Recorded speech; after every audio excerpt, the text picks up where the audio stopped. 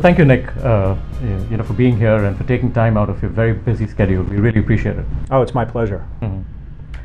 So let's talk about the role of the government. So the government came in the earlier days, in the 18th, 19th centuries, set standards for roads, transport systems, and that led to speedy movement of people, idea, goods, and we had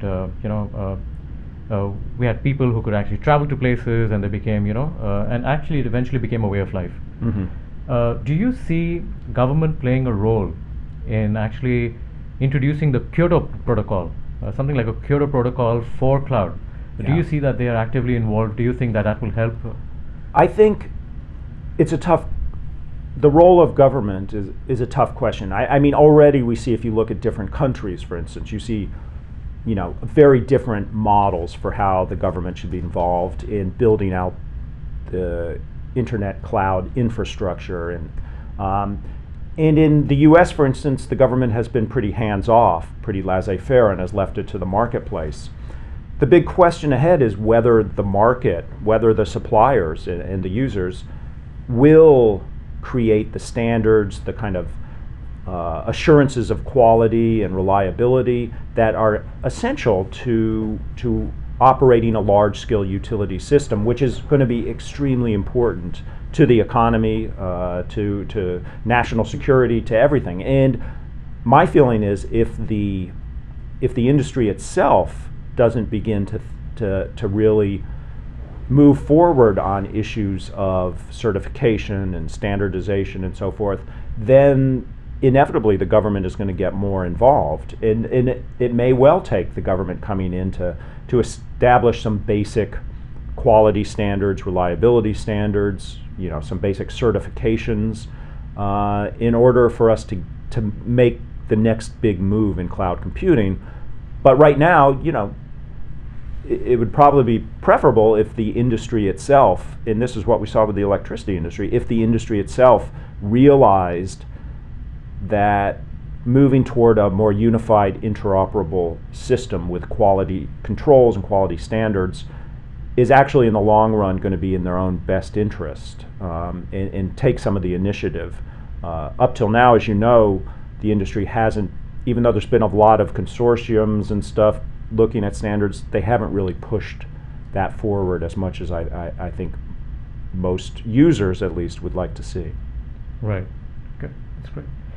So if we actually shift over to economists, and we had Karl Marx who talked about the violent disruption, landscape shifts. We had Joseph Schumpeter who talked about creative destruction. Now, Nick Carr as the economist, does Nick Carr as the economist think that cloud has the potential, and will it ever create the creative destruction in the IT industry going forward? I think it will, and we're in an interesting stage right now where I think in the IT industry, most, if not all, IT companies, and I'm talking about all, all participants in the sector, which, as you know, cross a broad range from the big traditional kind of component suppliers, whether hardware or software, to the outsourcing and service-based companies, to the upstarts, pure cloud computing plays, whether it's software as a service or infrastructure as a service, platform as a service. I think all of them recognize that this model is going to shake up the industry. On the other hand, I think the fact that we're seeing lots of investment in private clouds, the refreshing of old data center models and the technologies that go into that, that's meant that even a lot of traditional companies are now, traditional suppliers are now seeing the move to the cloud as a growth opportunity, and not necessarily in the immediate term as a threat to their existing business. Whether you're, if you can provide the hardware and the software and the services that allow individual companies to build private clouds and to get the advantages of virtualization and everything, you can make a lot of money. I think ultimately, though, we're probably underestimating right now the amount of disruption, whether it's creative destruction or just pure disruption, that's going to come because of this change. Because ultimately, a lot of companies are going to hit the point of diminishing returns in investing in their own private cloud, and that's going to push them more and more onto the general utility grid. And as that happens, you're going to see a lot of areas of IT become kind of pure commodities. You know, a lot of basic infrastructural services, and that's going to be a big threat to a lot of traditional big companies' margins, profit margins. So I think we're going to see even more kind of disruption and creative destruction than we anticipate right now over the course of the next 10 years or so.